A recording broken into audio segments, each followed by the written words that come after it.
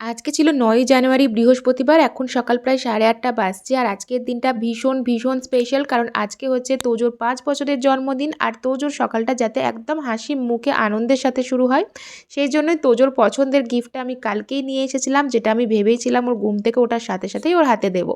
ও তো ভীষণ খুশি হয়ে গেছে। তারপরে স্কুল যাওয়ার জন্য রেডি করেছিলাম। কারণ স্কুলেও আজকে যাদের বার্থডে থাকে যেদিন যার, সেদিন একটু সেলিব্রেট করা হয় আর সমস্ত বাচ্চাদেরকে চকলেট দেওয়া হয়। সেজন্যই স্কুলে পাঠিয়েছিলাম।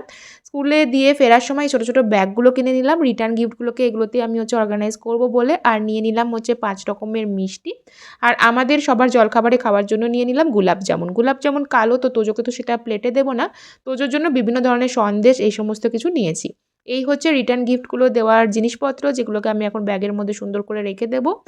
তোজোর যে জিনিসগুলো পছন্দ, আমি জানি ওর বয়সী সমস্ত বাচ্চারা আসবে তাদেরও এগুলোই পছন্দ হবে। সো এরকম স্ট্যাম্প, ক্লে, বিভিন্ন ধরনের বড়, বড় ছবি আঁকা বুক, তারপরে হচ্ছে কালার পেন্সিল, চকলেট, এই সমস্ত কিছু প্যাক করে তারপরে ব্যাগগুলোতে পিন লাগিয়ে দিলাম। তাহলে আমার নিয়ে যেতে সুবিধা হবে। এদিকে তোজোর বার্থডে লাঞ্চে সমস্ত প্রিপারেশন নেওয়া শুরু হয়ে গেছে। ৫ ভাজা ডাল রান্না করা হয়ে গেছে। মাটনটা আমি রান্না করব, পায়েসটা মামুনি করেছিল খেজুর গুড় দিয়ে। তোজো যে জিনিসগুলো খেতে ভালোবাসে বা যেটা ভালোভাবে খাবে সেই রকমই ওর মেনুটা ডিসাইড করা হয়েছে। এখানে সবার জন্য আমি মাটনটা করছিলাম আর তোজোর জন্য এই মাটনটাই আলাদা করে আরও বেশি সিটি দিয়ে বানিয়ে দিয়েছিলাম।